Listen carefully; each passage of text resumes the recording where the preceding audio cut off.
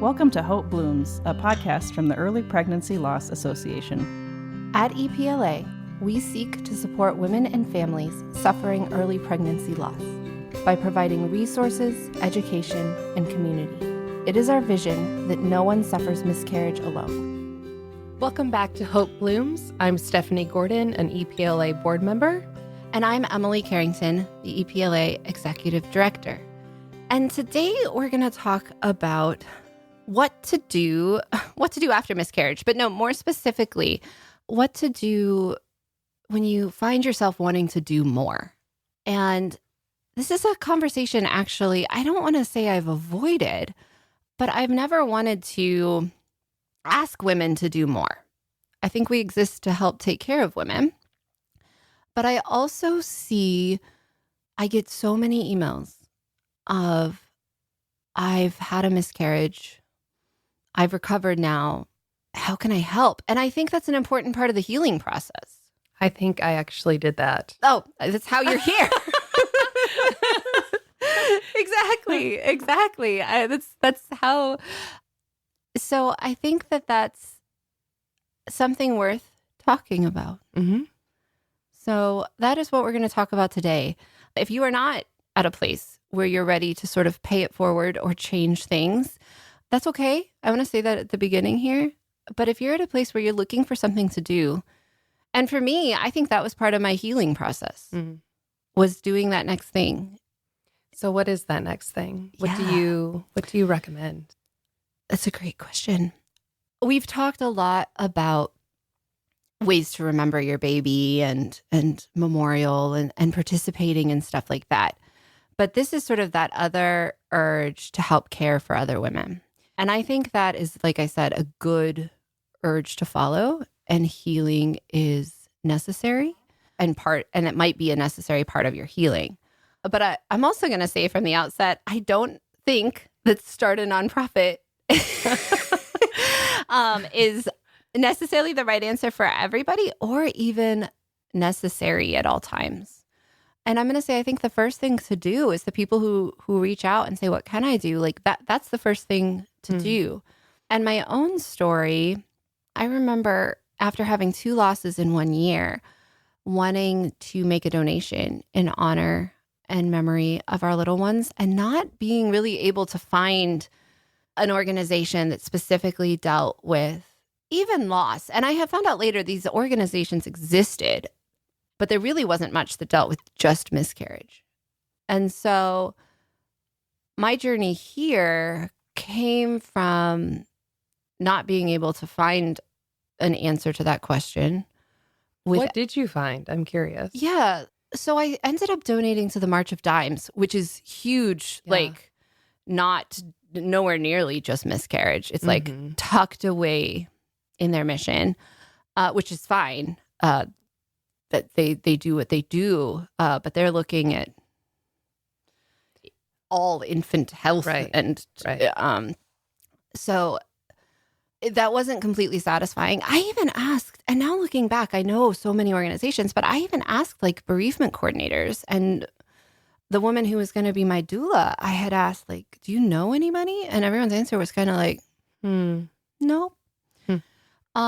Which I think is telling of the landscape at the time.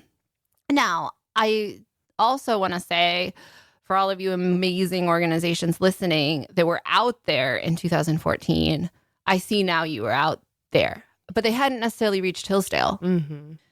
And I think that's the other thing that's interesting about miscarriage is that somehow I slipped through the cracks. You know, Tiny Purpose is a great organization and they do supply things through Hillsdale Hospital, but my losses weren't through Hillsdale and they weren't at the hospital. And they're still an hour away from here. So I went looking, like, what did I do first? I went looking for someone to help. And I think that that's a really important step because I don't think going about it alone and striking off on your own is necessarily the most healing either.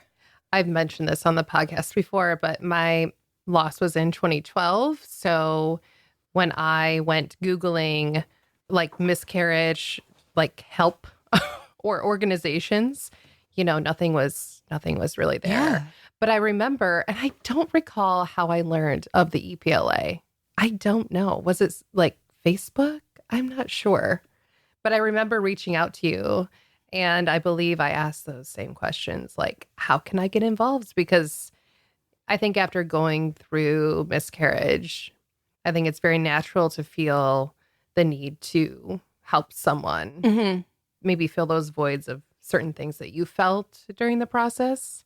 Yeah, I think there's two things now, and especially, 10 years later, where there's either a urge to pay it forward where things were handled well, or I think like both of our stories is make it better where there was a gap in services.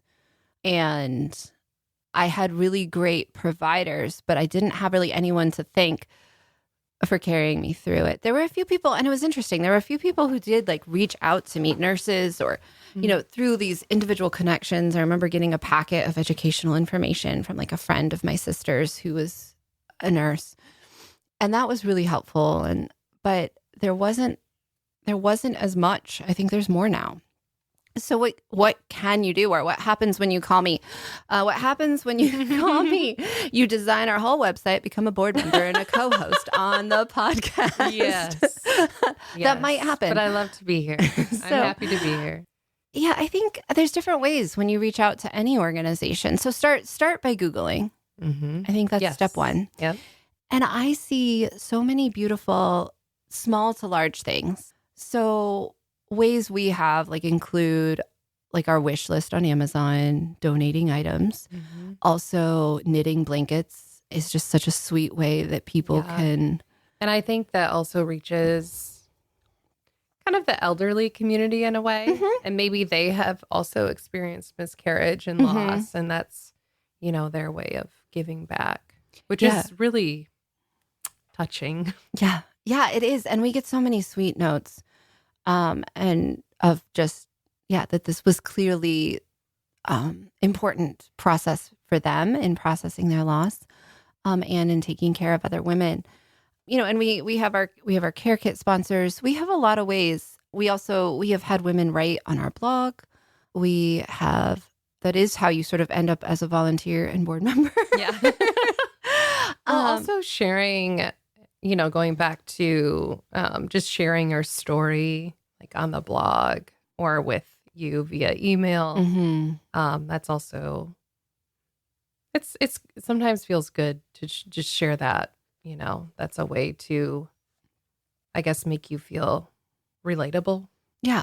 Well, and work through it. I remember the first time I shared my story, which was way before there was any sort of EPLA or nonprofit in view. I had just been open and honest at Bible study about what we were experiencing and the prayers we needed, and was eventually asked to share my testimony in front of everyone. And just the process of, and not that everyone is going to be comfortable with that, but for me, I was shocked. Literally, so much healing happened in the writing of that before I even said the words. It got it in order and it processed it. But then saying it in front of people, older women came to me and said, here's my story. I need to tell you. So, one thing you can do to help women, as we're sort of rattling off ways to help, is share your story. Mm-hmm. It doesn't just help you heal.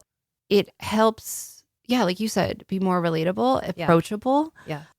It gives other women a place. I have heard a lot of stories that hadn't been shared because I shared mine and they were willing and safe and able to share theirs. So that's really important. So I think, and this circles back around, and I'll probably say this, look for, if you have this urge, I want to start something. And most of these organizations out there, I'm sorry, my thoughts are I swear we'll get to where I'm going here. If your urge is, I want to start something, that's a good urge. And most of these organizations out there are founded on that. They're groups of lost moms. They're groups of not necessarily lost moms. We had Sarah Ringel from Forget Me Not on a while ago, and she hadn't experienced a loss. And it sort of was this accident, where they took a basket and then the hospital wanted another basket. And then it just kept snowballing. So this urge to want to do something is good, and follow that. And it might lead you to starting a nonprofit, but it also, I recommend start by figuring out who you can work with. And that's a lot easier and helpful, and you can do it together. And if it does, for our story, we ended up starting a nonprofit, but we still haven't done it alone. We work with a lot of great organizations. We can't do it by ourselves. So figure out, take some time to think too about like what kind of commitment do you want to have? It can be easy to feel sort of valiant and I can do this. It's like, oh, I did that one thing. Now I want to do that forever. And maybe I really just need to provide a couple baskets and that sort of meet that need. And that's good and okay. So if it's a one-time thing, I think maybe start small. So what if so I guess going back to the question, if someone were to reach out to you, Emily, like what would you tell them? I guess if they wanted to personally help with the EPLA? Yeah, I would talk to them about what their skills are and what they're interested in doing and sort of what kind of time commitment and thought you have. And then give those things that I said. It may be a good opportunity. Almost all of our volunteers, that's how they got here. But we do things from packing kits to sometimes it's planning parties. It's really across the board of the type of skills we need and the type of resources we need. It's a really beautiful picture of, right, like what everyone can do. So we talk about that. Maybe it's, social media, maybe it's planning events. But all with the common goal of you won't suffer miscarriage alone. Exactly. So it's one of those, there's a lot of ways to serve. And I think I forget, I've said this before in the podcast, sometimes I forget that the mundane or the more administrative work is work in memory and honor of my babies. Even though it's easy to feel like it's the delivering of the miscarriage kit, or and those are important. That's the core of what we do. But the daily administration, the bookkeeping, the mail checking, the party planning, the board organizing are all parts of caring. So what led you? We've already sort of talked about this. I know you said you can't remember how you actually found us, but sort of what was that urge to finally reach out and say, like, I'm here. How can I help? Yeah, I think just going back to feeling isolated during that time. I wasn't, like, none of my friends had miscarriages yet. So I just felt kind of alone in my grieving process. But I knew if I could somehow get involved with an organization that solely focused on supporting mothers during loss and miscarriage, that was really important to me. I think you were meeting at Johnny T's. Yes. Was that like the startup meeting? Yes. So we had I don't think I could make it that day, but I remember you replying back like, yes, thank Please, you. yes. I'm like, yay. Well, one of the things we did, was so after that winter of not really finding a solution to my question of like, how can I help? How can I get plugged in? And honestly, the groups that were servicing Hillsdale weren't going to be a good option for me because they were an hour to 2 hours away. And so after that, we actually set out to figure out how to not start a nonprofit, sort of like I think that's the beginning of like, I do get a lot of phone calls that are like, I want to start my own. And I'm here to support you and talk about that. But also I always encourage people to figure out how you could avoid doing that. Yeah. If at all possible. And so that's what those meetings at Johnny T's were. We did early, what we called gap analysis.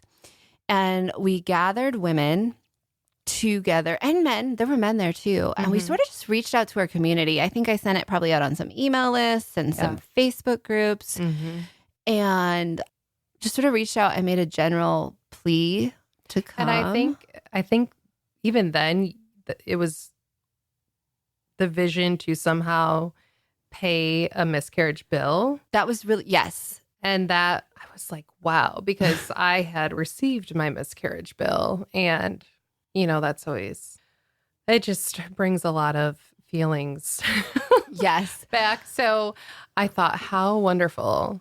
I just was really impressed with the mission and the goals. Well, and I set out like that, I think was what sparked. It was this simultaneous, I'm not scratching this itch to help or to honor. And then I remember getting the bill, and I've told this story before, and I, told my husband, I just want to pay all these bills. And there really wasn't anyone doing that either, because it's really hard. It is. And so that was that like first breath. So we had 2 meetings at Johnny T's, and they were interest group. We had no name, we had no mission, we had no scope of services. It was literally just to say what's needed. Yeah. What does the community think we need? What was the community experience? And we came out of those with a mission statement. And that's where we realized in listening to people's story and sort of we went to our community. Am I the only one in this sort of isolating experience? Am I the only one that feels this way? And the answer was no. Yeah. Not at all. Yeah.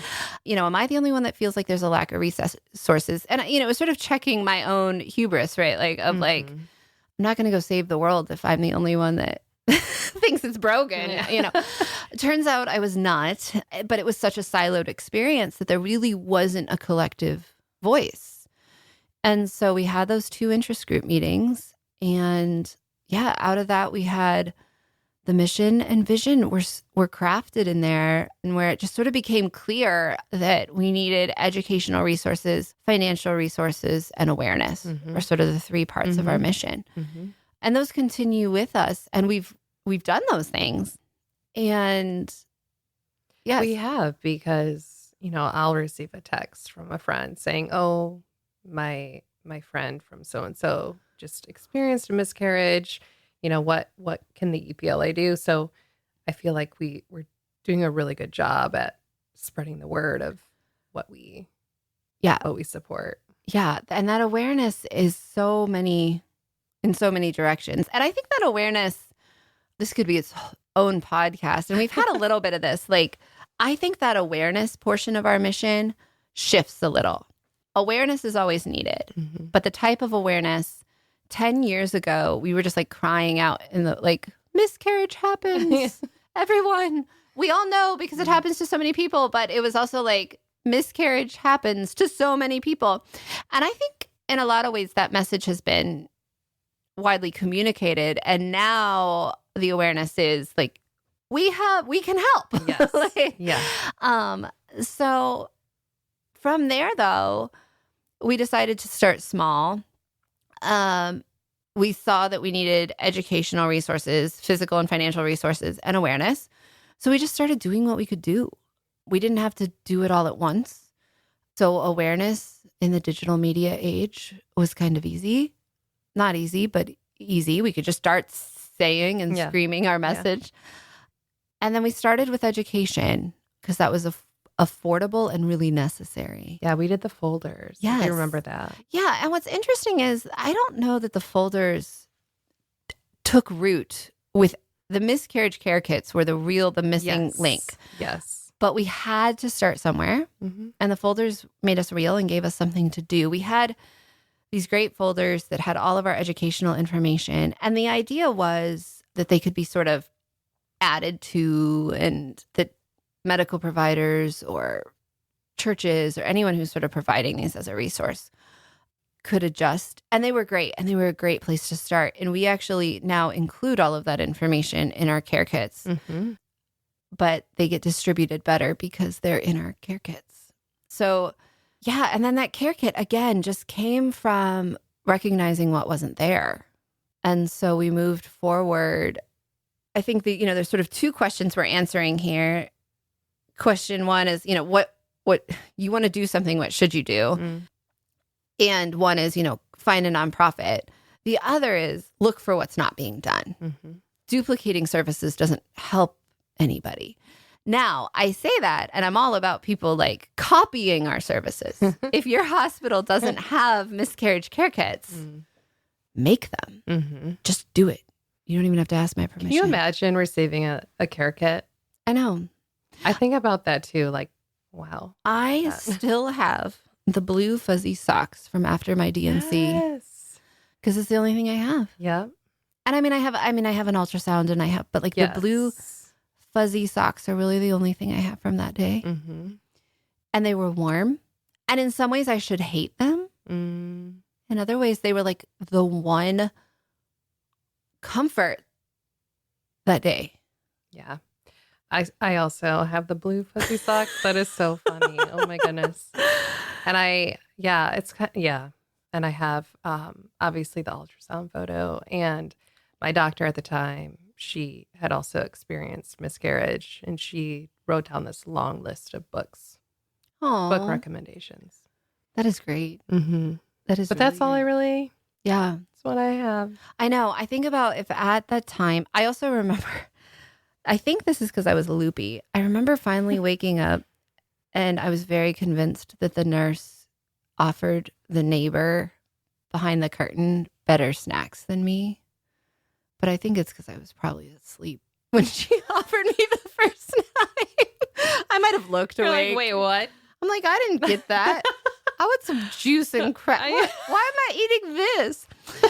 But imagine, and I say that, and it's funny, but also sort of anecdotally, like but had I been handed a kit, I'm loopy, I don't understand, like that kit would have been with me. Yes, and it would have made sense. Mm-hmm. And it would have made sense, especially like an hour later when I was actually awake. Yes.